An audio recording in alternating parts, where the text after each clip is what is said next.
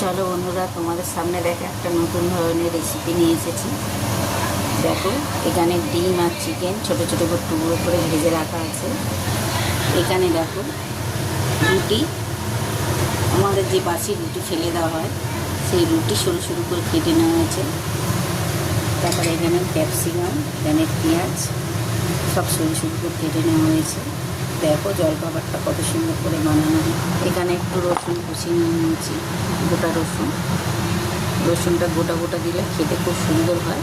একটা কি রসুন দু তিন টুকরো করবে, তো জলখাবারটা অসাধারণ হয়। বানাতে থাকছি, আমরা দেখতে থাকো। তো বন্ধুরা, রুটি নুডলস, স্পেগেটি নুডলস রুটি দিয়ে বানানো হয়েছে। দেখো কত সুন্দর দেখতে হয়েছে, খেতেও খুব সুন্দর হবে, ঝরঝরে।